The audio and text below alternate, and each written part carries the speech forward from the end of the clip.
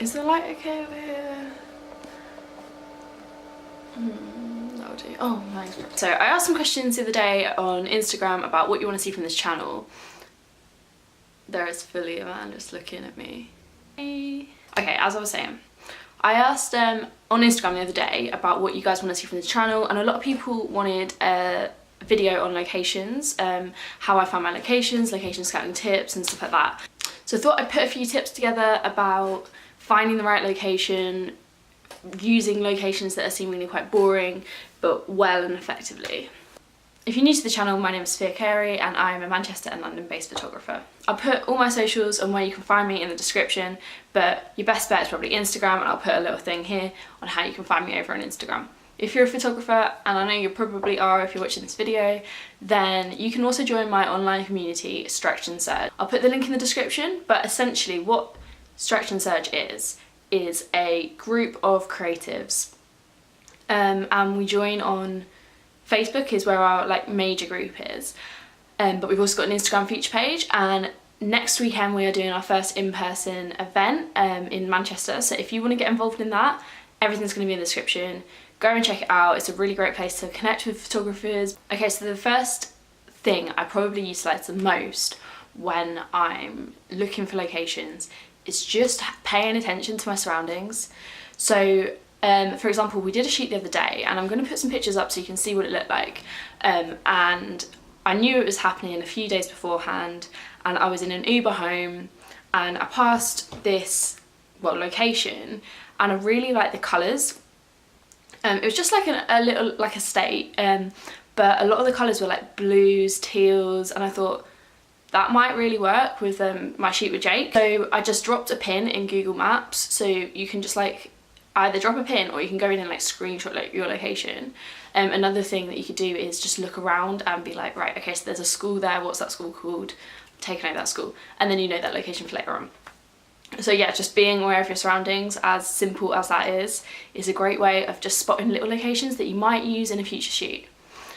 On the topic of Google and Maps, if you've used Google Maps before, you probably are aware of the Street View feature and maybe the Explore feature. So essentially what you do is you search in your location or just find your location on a map. I think the Explore feature only like works if you're just like on the map and you haven't like typed in somewhere. But there's like a little button, and I'll show you all on the screen, and what it does is it recommends like photos of like places in your area that you might look at and be like, that's a good place to shoot.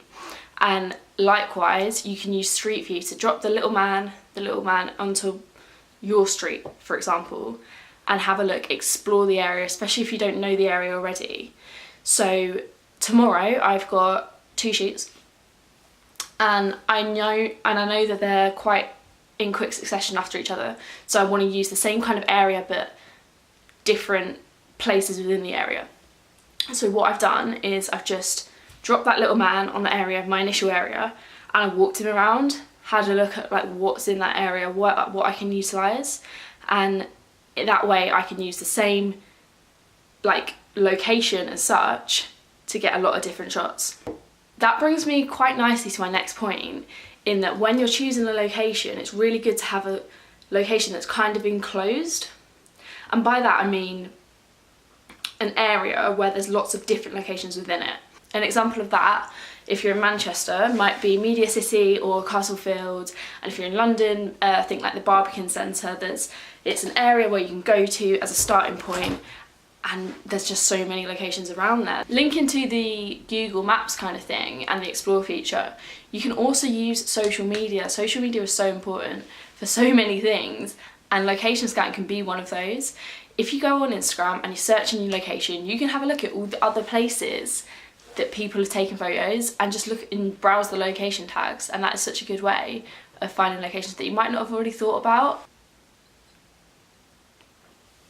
I think me drinking tea is going to be the transition between most of my topics from now on. Maybe a different mug every video. Oh, I'd need a lot of mugs, wouldn't I? Yeah, maybe not. Okay, so the next part of the video is utilising those locations that you've just found through Google or Instagram or walking around your local area. And if you've seen, I don't know, it was like a trend like a few months ago, I don't know when it was, like, you've probably heard of it, but it was the ugly photo challenge where people were going to places that were seemingly like a little bit mundane and taking photos there that were really nice. If you haven't looked at that, you should definitely check it out, because you might be inspired by how you can use some quite boring, or seemingly. This chair's broken and I keep like, ooh, it goes right back and it's really not meant to. Okay, I forgot what I was talking about, so I'm gonna refer to my notes. Also, I don't know if you can see this in the background, but I haven't taken out the packaging yet because I don't want to get framed for it first. This is a print that I bought from my friend Hannah, who is a really, really good, very talented illustrator and designer, and I will link her below as well, because you should definitely check her out. And if you're from Manchester, she's selling these prints. There's 3 different types at the moment. Oh, that is not 3 different types at the moment, and I'd really recommend just checking her out. Like, she does really cool work. Okay, so I've spoken about this one a little bit before in my video, tips to be a better photographer, and that is colour matching. If you follow me, you know that I love the use of colour in work. I love using colour matching. This technique is something that I personally think just adds a bit more depth, a bit more like of a pop to your images. And essentially, I've been saying essentially a lot, haven't I? Yeah. What's another word? Basically. What colour matching is when you match an element of your photo to another element. So this could be I'm gonna sneeze. So this could be an element of the background and the model's top. Or it could be the lipstick the model's wearing and the prop that you use. And there's 2 ways that I utilise colour matching. If you have an understanding of colour theory, then this is probably going to be quite easy for you to pick up. But the 2 that I use are matching direct colours. So I'll match, I'm trying to think of like something here. Okay, so forget the example, I'll put a picture up. Colour matching direct colours is when you literally choose 2 colours that are the same exact colours and you match them. So the model could be wearing a red lipstick and you use red acetate. So for example, I've done that in this picture here. Or you could match the model's green top to the trees, I don't know. And the other form of colour matching that I use a lot is using complementary colours. So if you understand colour theory already, complementary colours is basically when 2 colours are opposite each other on the colour wheel. I don't always use this strictly, I use this like thereabouts. So for example, in this picture here, I've matched the blue of the sheet that I was talking about earlier with Jake with the yellow of his jumper.